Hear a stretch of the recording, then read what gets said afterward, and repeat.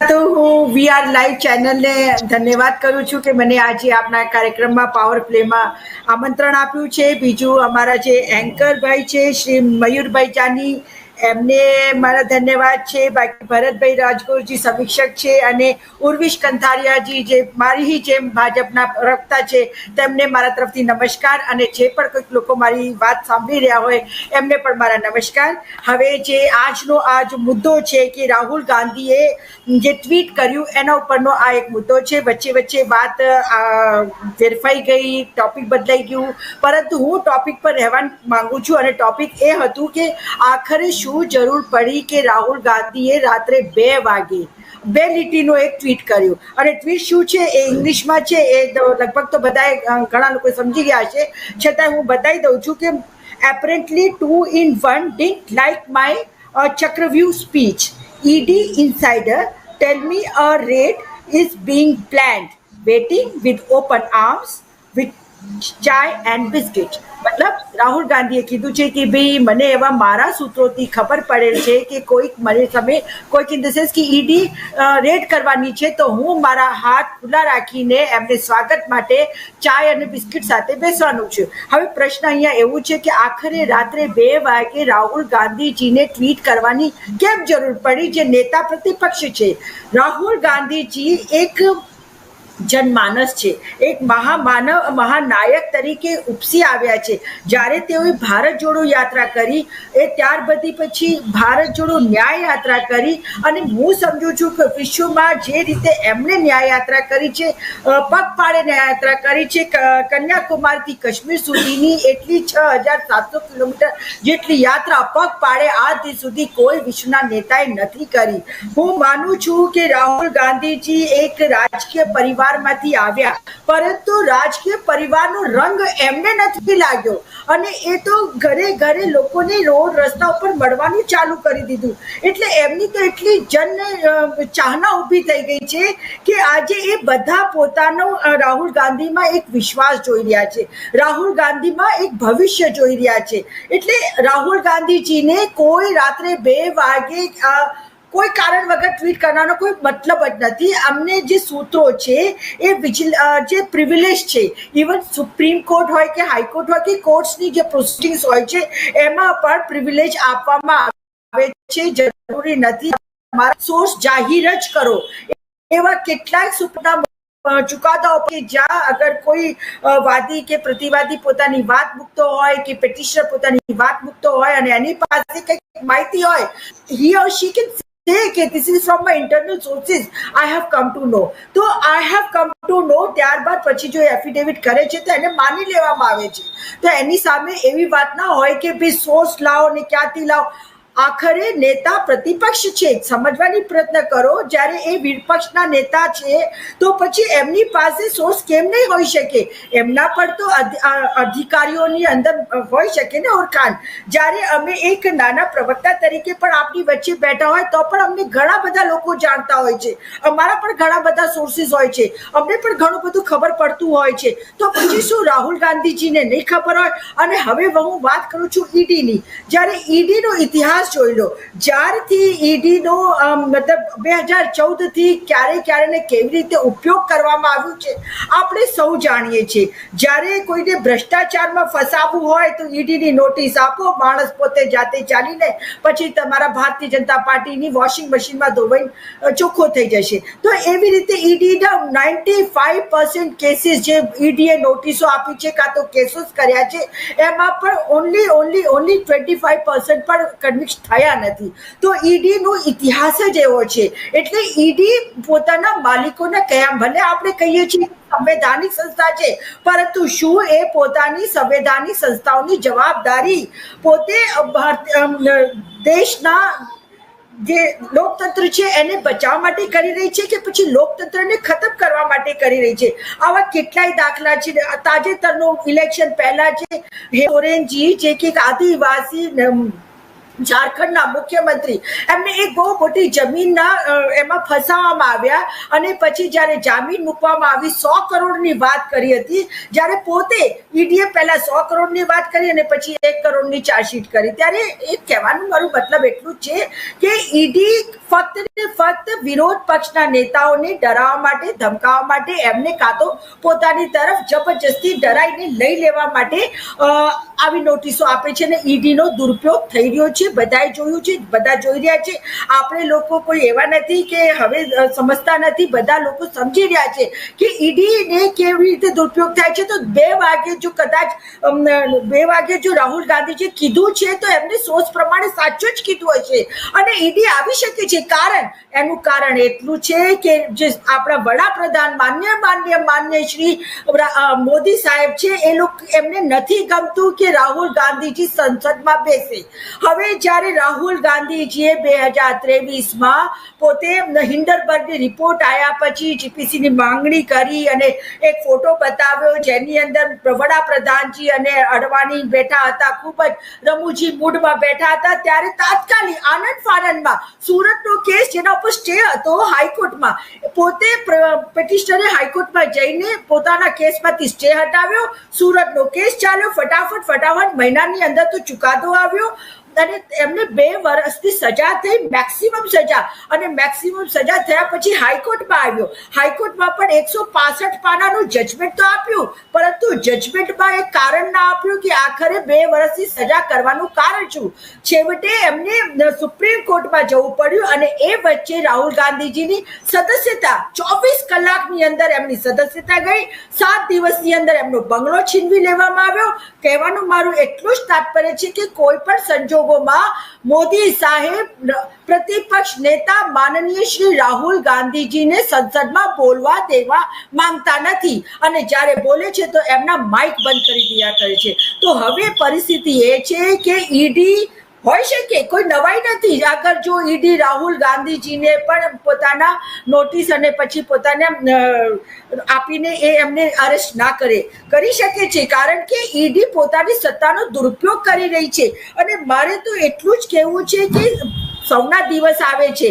આજે શું કહેવામાં આવ્યું કે ભાઈ આમને પાયા વગરની વાત કરી છે, આવું છે, તેવું છે, એવું મારા પ્રવક્તાશ્રીએ કીધું છે. પરંતુ હું તો એ કહેવા માંગુ છું, પ્રવક્તાશ્રી ઉર્વિશભાઈ, शीशों के घरों में रहने वाले लोग दूसरों के घरों में पत्थर नहीं फेंकते हैं.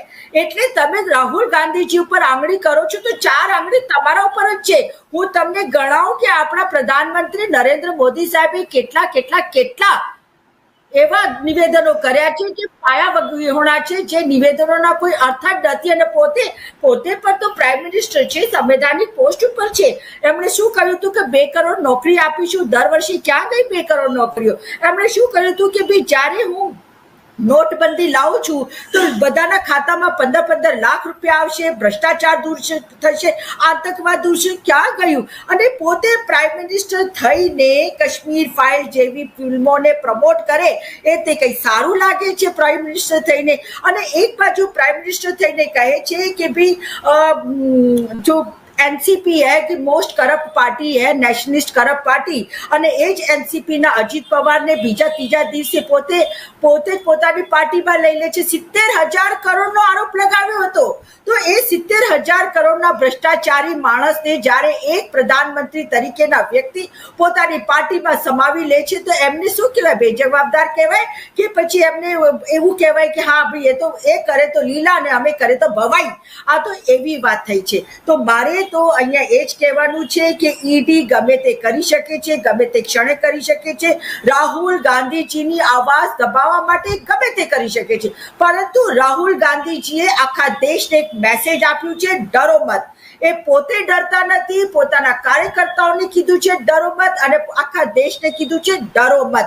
અને જે ડરવાની રાજકારણ ભાજપાએ શરૂ કરી છે, માફ કરજો ઉર્વિશભાઈ, પણ જે શબ્દોમાં તમે આ 3 કાયદા જે ક્રિમિનલ કેસ લઈ આવ્યા એનાથી તમે ધમકાવવાનું કામ કર્યું છે ને ઓનલાઈન ટીવી ઉપર, એ મેં જોયું ને, આખા ગુજરાતે જોયું હશે ને ગુજરાત બહાર પણ આ કાર્યક્રમ જોતા હશે.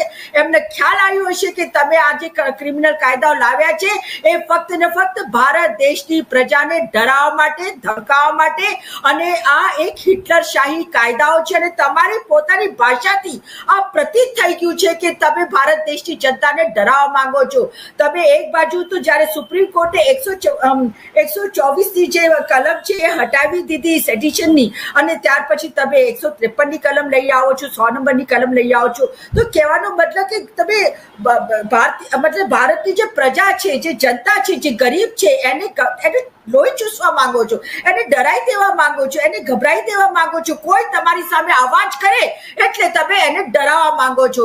એટલા માટે મારે કહેવું છે કે આજની જે આ ડિબેટ છે અને એનો જે ટોપિક છે એ ખૂબ જ સંગત છે કે આજની તારીખમાં ઈડી ગમે તે કરી શકે છે. આપ જુઓ અરવિંદ કેજરીવાલજીની સામે પણ જે ઈડીએ કેસ બન્યો તે એની હાઈકોર્ટે જામીન આપી દીધી, તો સીબીઆઈ ને લઈને ઊભું કરી દીધું. અને પછી આપ જોઈ શકો છો અહીંયા આપણે સંજય સિંહની જામીન આપતા સમયમાં કોર્ટે કીધું કે ભાઈ તમારા પુરાવા ક્યાં છે, પુરાવા તો બતાવો. પરંતુ પુરાવા તો છે નહીં. ખાલી ફક્ત ને ફક્ત જે પણ નેતા ભારતીય જનતા પાર્ટીને તાબે ના થાય, નરેન્દ્ર મોદીના તાબે ના થાય, અમિત શાહના તાબે ના થાય, એને તમે ઈડીની નોટિસ આપો, કાં તો પછી એને તમે જેલના દરવાજા બતાવો. હવે હું મારી વાત ખતમ કરતા પહેલા એક વાત ચોક્કસ કરીશ. એક છે ને ઈડીનો રોલ કેવું છે એના વિશે વાત કરું છું. એક કેનવાસ છે. હવે એક એક્ઝિબિશનમાં લોકો એ કેનવાસ ઉપર જોવા જાય છે, એકદમ ખાલી કેનવાસ છે, સફેદ કેનવાસ છે. તો બધા કે છે આ તો ખાલી છે. તો એ કે છે નહીં જુઓ ને અંદર પિક્ચર દેખાય છે. પછી કે છે કે આ તો ખાલી છે. ના ભાઈ, પિક્ચર દેખાય છે. તો બોલો અચ્છા શું પિક્ચર છે? તો બોલો જુઓ ઘાસ પડેલી છે. તો કે ઘાસ ક્યાં છે? તો ઘાસ તો ગાય ખાઈ ગઈ. તો પછી ગાય કયા છે? તો ગાય તો ઘાસ ખાઈને જતી રહી. આ એવું જ છે. ઈડી પાસે કોઈ પુરાવા નથી હોતા, ઈડી પાસે કોઈ ડોક્યુમેન્ટરી પુરાવા નથી હોતા, કોઈ સાક્ષ્ય નથી હોતા, કંઈ નથી હોતા. ફક્ત ને ફક્ત જે વિરોધ પક્ષના નેતાઓ છે જેમને તાબે નથી થતા એમને ડરાવવા, ધમકાવવા અને પોતાની સાથે રાખવા, કાં તો પછી જેલ બતાવવા માટે ઈડીનો દુરુપયોગ કરવામાં આવે છે. એટલે રાહુલ ગાંધીજી માનનીય શ્રીએ જે વાત કરી છે એ 100% સાચી છે. રાહુલ ગાંધીજીની સામે ગમે ત્યારે મયુરભાઈ કે ભારતીય જનતા પાર્ટી સ્પષ્ટપણે માને છે કે કાયદો કાયદાની રીતે કામ કરે, સંવૈધાનિક રીતે સંવૈધાનિક સંસ્થાઓ કામ કરે, અને એ કામ કરે છે એટલે એની ટીકા થાય છે. અત્યાર સુધી એન્ફોર્સમેન્ટ ડિરેક્ટોરેટ કામ નહોતા કરતા અને એ કામ કરતા થયા છે. બધી પક્ષ એક ટોટલી સેક્યુલર રીતે કામ કરી રહ્યા છે. તો એમાં તમને શું વાંધો આવે છે? મને જવાબ આપવા દેજો. સંવૈધાનિક સંસ્થા કામ કરતી હોય તો એની સામે તમારો વાંધો શું છે? બતાવો ને, મને જવાબ આપવા દો ને. હું કહેવા જ માંગુ છું કે ઈડી ને ફક્ત વિરોધ પક્ષ જ દેખાય છે. ભારતીય જનતા પાર્ટીના તો બધા દોયલા છે. તમે ઈડીના કેસીસનું બેન હું વિનંતી કરું છું આપને કે તમે ઈડીના કેસીસનું એનાલિસિસ કરજો કે કેટલા ટકા કેસીસ કોના ઉપર ક્યારે થયા છે, અને પછી તમે આ આક્ષેપાત્મક ભાષામાં વાત કરજો. Do you have the study in front of you? બેન ઈડીના કેટલા કેસીસ કોના પર થયા છે એનું તમારી પાસે પૃથ્થકરણ છે, અને એ ના હોય તો તમે આક્ષેપાત્મક ભાષામાં કેવી રીતે વાત કરી શકો? સાંભળો કઈ કહી રહ્યા છે મયુરભાઈ, આપની અવાજ નથી આવતી.